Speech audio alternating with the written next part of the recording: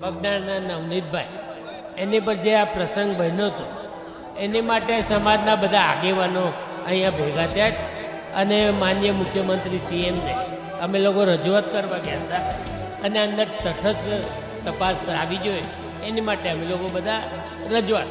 નવનીતભાઈને ન્યાય મળે અને સાચી દિશામાં ક્યાંક એવું લાગે છે નવનીતભાઈને કે ભાઈ આ સાચી દિશામાં તપાસ નથી થઈ રહ્યો અને એના કારણસર આ તપાસ થવી જોઈએ અને આ તપાસ બીજા કોઈને સુપૃત કરે, ડીઆઈજી લેવલે તપાસ થાય, એસઆઈટી બને, એના માટેની એક રજૂઆત થઈ છે અને સંપૂર્ણપણે આ ન્યાય અન્યાયની લડાઈ છે, અસામાજિક કોના સામેની આ લડાઈ છે. નમસ્કાર, આપની સાથે હું આકાંક્ષા. તમે જોઈ રહ્યા છો ઓવર રાજકોટ. માયાભાઈ આહિરના પુત્ર જયરાજભાઈ આહિર અને બગદાણાના નવનીતભાઈ વચ્ચેનો જે વિવાદ છે એ શાંત રહેવાનું તો નામ નથી લઈ રહ્યો, પણ ઉલટાનો અત્યારે વિવાદ વકરી રહ્યો છે. કોળી સમાજ મેદાને હતું, હવે કોળી સમાજના જેટલા પણ આગેવાનો છે, સમાજના નેતાઓ છે, એવો સીએમ ભૂપેન્દ્ર પટેલને મળવા માટે પહોંચ્યા હોય એ રીતની વાત અત્યારે સાંભળવા મળી છે.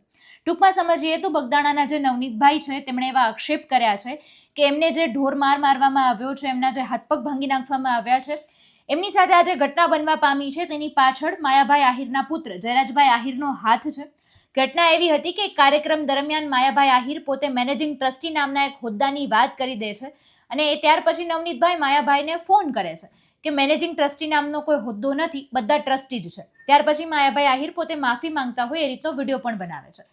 ત્યાર પછી જયરાજભાઈ આહિર અને નવનીતભાઈની એક ઓડિયો ક્લિપ વાયરલ થાય છે અને ત્યારના થોડા દિવસો પછી નવનીતભાઈ છે તેમના પર હુમલો કરવામાં આવે છે, તેમને મારવામાં આવે છે. એટલે આ રીતનો આખી ઘટના બનવા પામી હતી, જેમાં નવનીતભાઈના આક્ષેપ છે કે જયરાજભાઈ આહિર દ્વારા જ તેમના પર આ હુમલો કરવામાં આવ્યો છે અને પોલીસ પણ સરખી કાર્યવાહી નથી કરતી, આ રીતની વાત પણ કરવામાં આવી છે. હીરા સોલંકી સમગ્ર કોળી સમાજના લોકો હોસ્પિટલની બહાર પણ દેખાવો કર્યો હતો અને ન્યાયની માંગણી કરી હતી. હવે ફરી એવા સમાચાર છે કે સમાજના આગેવાનો છે એ સીએમ ભૂપેન્દ્ર પટેલને મળવા માટે પહોંચ્યા છે.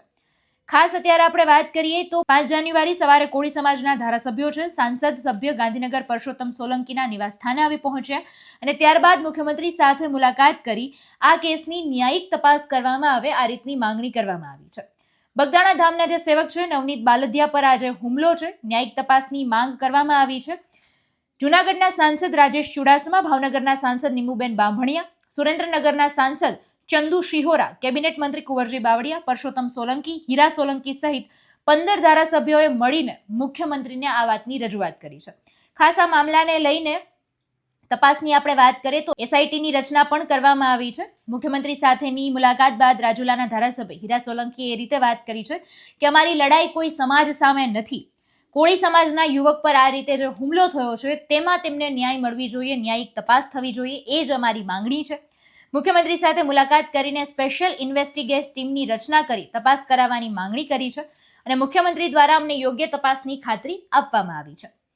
આપણે આ આખો મામલો છે જેની આપણે વિગતે ચર્ચા કરી છે, પણ ખાસ આપણે વાત કરીએ તો મુખ્યમંત્રીને રજૂઆત કરાયાની માત્ર ગણતરીની મિનિટોની અંદર જ ભાવનગર રેન્જ આઈજી દ્વારા આ કેસની તપાસ કરવા માટે સ્પેશિયલ ઇન્વેસ્ટિગેશન ટીમની રચના પણ કરી દેવામાં આવી છે. ધારીના મદદનીશ પોલીસ અધિક્ષક તરીકે ફરજ બજાવતા જયવીર ગઢવીની અધ્યક્ષતામાં એસઆઈટીની રચના કરવામાં આવી છે. જાડેજા પીજેવાળા, હેડ કોન્સ્ટેબલ લક્ષ્મણ દેવસિંહ ચુડાસમા અને ભગવાનભાઈ ખાંભલાનો આમાં સમાવેશ કરાયો છે. અગત્યનો મુદ્દો અહીંયા એ પણ છે કે જ્યારે આખી ઘટના બનવા પામી હતી, જે આક્ષેપો કરવામાં આવ્યા હતા, જે વિડીયો સામે આવ્યો હતો હોસ્પિટલથી નવનીતભાઈનો, ત્યાર પછી પોલીસનું એક નિવેદન સામે આવ્યું. પોલીસના નિવેદનમાં નાજુભાઈ નામના એક આરોપીની વાત કરવામાં આવે છે, પણ તે સમયે પોલીસના નિવેદનમાં કશો જ જયરાજભાઈ આહિરનો આમાં હાથ છે કે કેમ, કોઈ મોટા માથાની સંડોવણી છે કે કેમ, એવી કશી જ વાત નિવેદનમાં કરવામાં નહોતી આવી. એટલે તે સમયે નવનીતભાઈ બીજું કહી રહ્યા હતા, પોલીસનું નિવેદન કંઈક બીજું કહી રહ્યું હતું. એ બંને વચ્ચે જે વિરોધાભાસ ઉભો થયો હતો તેનાથી અનેક સવાલો ઊભા થયા હતા અને ત્યાર પછી જે કોળી સમાજની અત્યારે માંગ કરવામાં આવી છે, એસઆઈટીની રચના કરવામાં આવી છે. આજે બગદાણના નવનીતભાઈ એની પર જે આ પ્રસંગ બન્યો હતો એની માટે સમાજના બધા આગેવાનો અહીંયા ભેગા થયા અને માનનીય મુખ્યમંત્રી સીએમને અમે લોકો રજૂઆત કરવા ગયા હતા અને અંદર તટસ્થ તપાસ આવી જોઈએ એની માટે અમે લોકો બધા રજૂઆત કરવા. નહીં, એવું કોઈ વાત નથી. આ કોઈ કહેતું હોય તો મને ખબર નથી. સીએમ પોતે સમજે જ અને વિચારે જ અને પોતે બી આની અંદર તટસ્થ તપાસ કરવામાં એ પોતે બી પ્રયત્ન કરી રહ્યા છે. આજે સૌરાષ્ટ્રના 15 ધારાસભ્યશ્રીઓ, 3 સાંસદો, કેબિનેટ કક્ષાના મંત્રી શ્રી કુંવરજીભાઈ બાવળિયા, રાજેશભાઈ ચુડાસમા, કેન્દ્રીય મંત્રી નિમુબેન સહિત 15 ધારાસભ્યશ્રીઓ અને મારા મોટાભાઈ પરસોત્તમભાઈ સોલંકી સાહેબના અધ્યક્ષસ્થાને મુખ્યમંત્રી સાહેબ સાથે એક મુલાકાત કરીને એક આવેદનપત્ર અમે આપ્યું છે. અને એ આવેદનપત્રમાં સ્પષ્ટપણે કહેવામાં આવ્યું છે કે જે ન્યાયની વાત છે, અમારે કોઈ સમાજ ટુ સમાજ પ્રત્યે કોઈ આ પ્રશ્ન નથી. સમાજ વર્સિસ સમાજ કોઈ છે નહીં, કોઈ રાજકીય પ્રશ્ન નથી. પહેલી વાત આપના માધ્યમથી કહેવા માંગુ છું કે લોકો જે વાત કરતા હોય આપના માધ્યમથી હું આટલું સ્પષ્ટ કહી દઈશ કે કોઈ રાજકીય આ પ્રશ્ન છે નહીં, કોઈના પર દાવ લેવા જેવી વાત છે નહીં.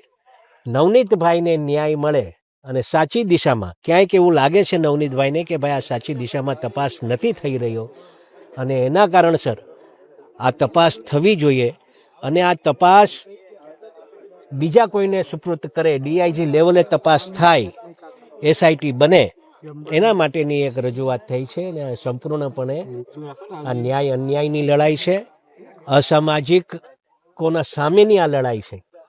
એટલે કોઈ સમાજ અસામાજિક હોતો નથી, પણ વ્યક્તિ જે અસામાજિકો છે એને દંડ આપવા માટેને આ કાર્યવાહી કરવા માટે આખો સમાજ અમારો એકત્રિત થયેલો.